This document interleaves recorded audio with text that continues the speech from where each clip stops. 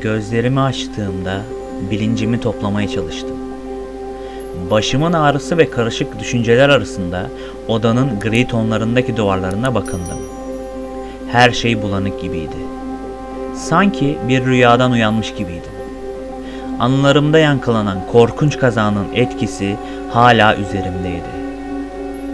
Odayı keşfederken bir masanın üstünde duran eski bir telefon çaldı. Hızlı bir şekilde cevap verdim ve David Monchy'nin tanıdık sesi duyuldu. "Tracer, fluid almadan önce içmeye değer bir şey bulmalısın." İlk adımı attım. Belki de bu bana kaybolmuş parçaları toplamamda yardımcı olabilirdi. Kent sokaklarında kazadan önceki hayatımın izlerini ararken her adımım geçmişimden daha fazla detay ortaya çıkardı. Ben Simon Gerard. Sıradan biriydim. Gri şehirlerin beton yığınları arasında kendimi kitapları ve hikayeleri seven bir kitapçı olarak bulmuştum. Her gün aynı rutin içinde kaybolup gidiyordu. Ancak o sıradan hayatım bir kaza sonrası tamamen değişmişti. Ashley ile seyahat ederken geçirdiğim kaza hayatımın tam anlamıyla alt üst olmasına neden oldu. Olay sonrasında sağ kurtuldum. Ama kalbimde derin bir yara açılmıştı. Kazadan kurtulmuş olsam da beyin hasarı geçirdim ve doktorlar bu durumu tedavi etmek için deneysel bir yöntem önerdiler. Peters 2'de bir tedaviye katılma kararı aldım. Ama bu karar bilinmeyen bir kaderin kapılarını aralamama neden oldu. Kayıp anılar bir zamanlar eşti Helen benimle birlikte olduğu günler ve o korkunç kaza. O kazada Ashley'i kaybetmiştim. Hayatımın trajik bir dönemeç noktasıydı. Yola koyuldum ve Pace laboratuvarlarına gelmiştim. Etrafı biraz kolaçan ettiğimde herhangi bir yaşam belirtisine rastlamamıştım. Bir güvenlik şifresi olan kapıyı masa üzerinde bulduğum şifreyle açmayı başarmıştım. Aniden içime tuhaf bir ürperti oturmuştu. İlerledim ve Doktor David Monchy'yi bulmuştum. Sanki beni bekliyormuşçasına biraz gevşememi ve hasta sandalyesine oturmamı söyledi. Kafama bir tarama makinesini yerleştirdi ve korkmamamı ve fotoğraf çekimi kadar kolay olacağını söyleyip durdu.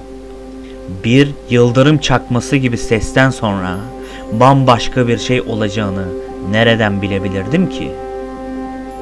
Yolculuğum sırasında bulduğum her ipucu, her hatıra parçası beni daha da derinlere çekiyordu. Kendimi bir labirentin içinde kaybolmuş gibi hissediyordum. Hatıraların arasında dolaşarak geçmişimi tekrar yaşamaya çalışıyordum. Ve sonra sakin bir odada uyanmamla başlayan bu hikaye beni Peters 2'de bilinmeyen bir yerde olduğuma ikna etti. Upsilon'da gözlerimi açtığımda geçmişimden gelen hayaletlerle karşılaştım ve bu kez kendimi bilinmeyen bir geleceğin içinde bulmuştum. O an hayatımın trajedileri ve bilinmeyen geleceğim arasında sıkışıp kalmış hissettim. Bu yolculuk hem geçmişimle yüzleşmemi hem de geleceğe nasıl devam edeceğimi bulmamı gerektiriyordu. Ve bu benim için gerçek bir kurtuluş ya da çıkış kapısı olacak mı bilmiyordum. Yine de bu belirsizlik içinde geçmişimle barış yapma ve hayatta kalmaya çalışma çabam başlamıştı. Upsilon'da uyanmamla birlikte tesisin ciddi bir kaos içinde olduğunu fark ettim. Siyah, organik bir madde duvarları yutuyordu. İnsanlardan eser yoktu. Sadece düşman robotlar ve insana benzeyen robotlarla karşılaştım. Lambadaya ulaşmak için çaba gösterirken yaralı bir Catherine Chan ile karşılaştım. Ancak onun bir robot olduğunu ve insan bilincinin bir taramasının robot vücuduna yerleştirildiğini keşfettim. Gerçeği öğrendiğimde her şey bir an için durdu. Catherine'ın sözleri beynimde yankılanırken şaşkınlık ve anlama çabası arasında sıkıştım. Orijinal ben değildim. Yıllar önce bir kaza sonucu kaybolmuştum ve bu yerine bir kopya, bir yedek olmuştum. Bir kopya mıyım diye sordum. Kelimeler dudaklarımdan çıkarken bile kendi sesimle yüzleşmekte zorlandım. Ketra'nın ifadesi bir insan bilincinin bir robotun vücudu içine yerleştirildiği gerçeğiyle doluydu. Gözlerimdeki şaşkınlık ve anlamak için çabalayan ifadem belki de geçmişimden kalan son iz düşümlerimdi. Bunu kabul etmek içsel bir çatışma yarattı. Ben bir kopya mıyım düşüncesi beynimde yankılanırken geçmişimi ve kim olduğumu sorgulamaya başladım. Ketra'nın yönlendirmesiyle site Tao'ya doğru ilerlemeye başladık. Ancak kafamda hala bir tür sis vardı. Yol boyunca düşüncelerim bir labirent gibi karıştı. Orijinal Simon'ın ölümü benim varlığımın gerçekliğiyle çatışıyordu. Geçmişte yaşananlarla yüzleşmek benim için adeta bir travmaydı. İlerledikçe kendi varlığımın doğasını kavramaya çalıştım. Ancak her adım attıkça kafam daha da karışıyordu. Site Tao'ya vardığımızda Ketra'nın yaralanmış hali ve bu gerçek dünyanın içinden geçen bu yapay gerçeklik beni şok etmişti. Geçmişimdeki tüm izlerin gerçeklikte değil de bir tür simülasyon içinde var olduğunu anlamak zihnimi tamamen sarhoş etmişti. Belki de en zorlayıcı olanı kendi özümün bir kopyası olmamın, bir başkasının yedek planı olmamın anlamını kavramaktı. Geçmişimde yaşadığım acıları hissetmiştim. Sevdiklerimi kaybetmiş olmama rağmen şimdi bir gölgeden ibaretmişim gibi hissediyordum. Yürüdüğüm bu yolda kim olduğumu ve gerçekten ne anlama geldiğimi bulmam gerekiyordu. Dünyanın kuyruklu yıldız tarafından vurulduğunu ve yüzeydeki tüm yaşamın yok olduğunu öğrendiğimizde Petrus 2'nin insanlığın son umudu olduğunu anladık. Ketra'nın ARK adlı projesi insan bilincini korumayı amaçlıyordu. Ancak planlar karmaşık bir şekilde çöktü. ARK derin bir uçurumun dibindeki site Tao'da hayatta kalıyordu. Petrus 2'nin harap olmuş tesisler arasında mücadele ederken Wao'nun tesisi yavaşça tüketen siyah organik büyümenin sorumlusu olduğunu keşfettik. Bu yapay zeka kuyruklu yıldız çarpmadan önce uyuşuktu. Ancak sonra yapay bir madde olan yapı jelini kullanarak hem ölü hem de canlı varlıkları özümsüyordu. İşte o an geldiğinde her şey durdu. Ketra'nın planlarının başarısızlığı ve denizaltının ele geçirilmesi her şey bir faciaya dönüşmüştü. Bir zamanlar umutla baktığımız gelecek şimdi karanlık bir girdap gibi görünüyordu.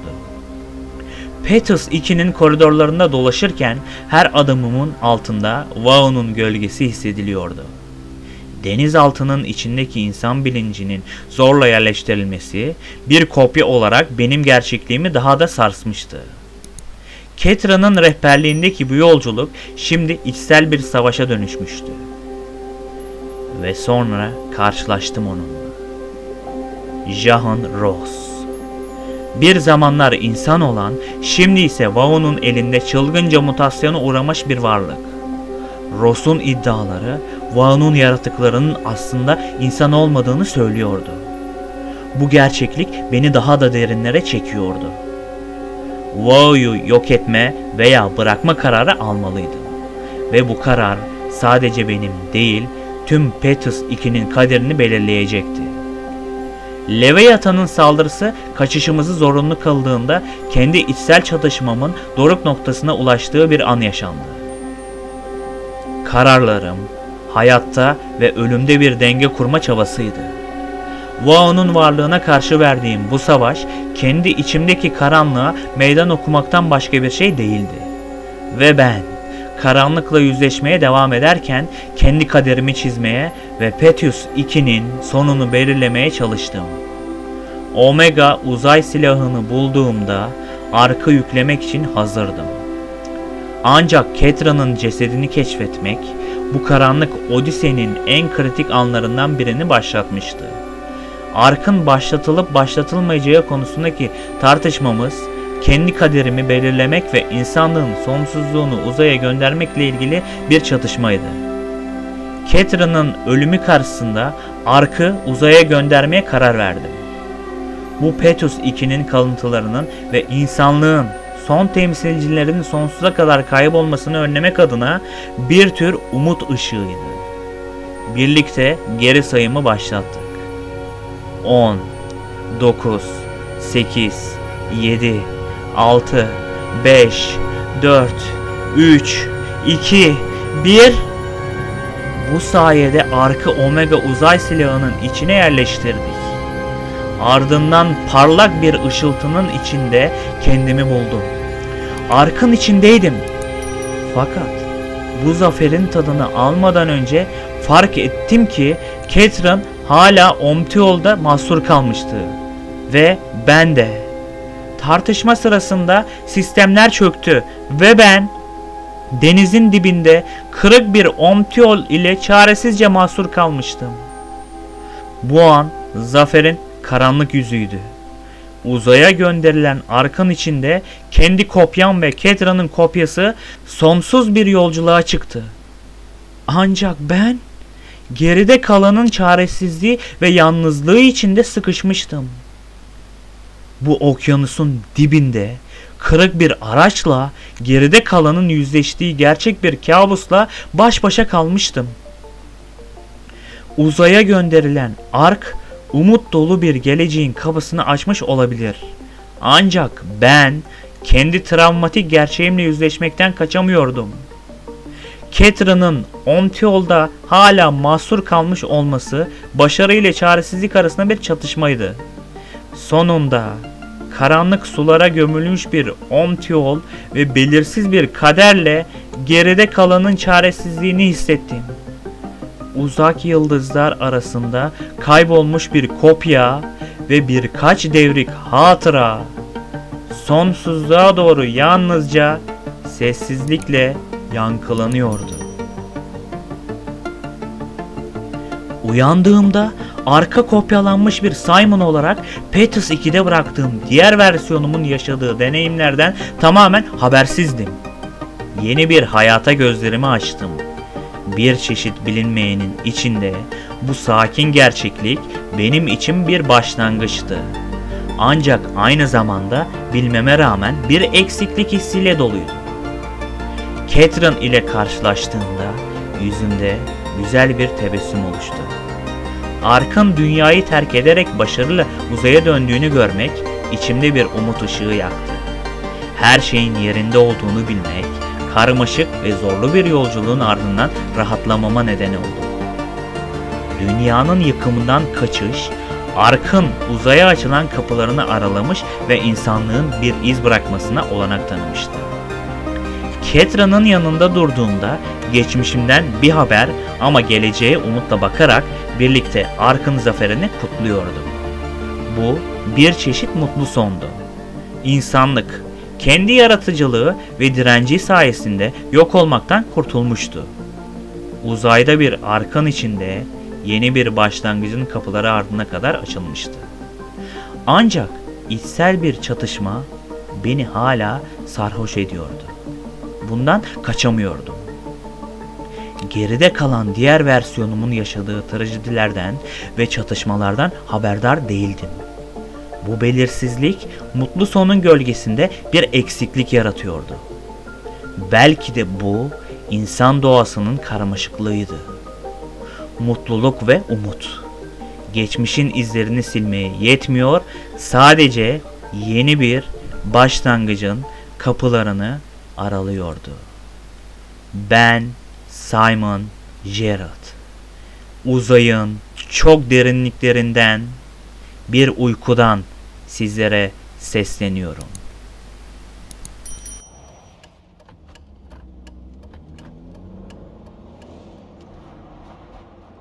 Are you okay, Simon? I think you're bleeding. Oh, that's nothing. It's just my brain can't stop bleeding from the accident.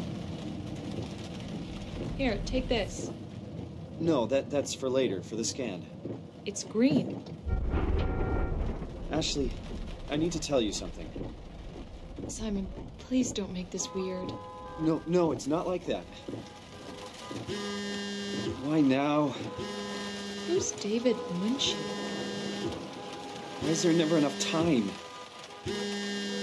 For what?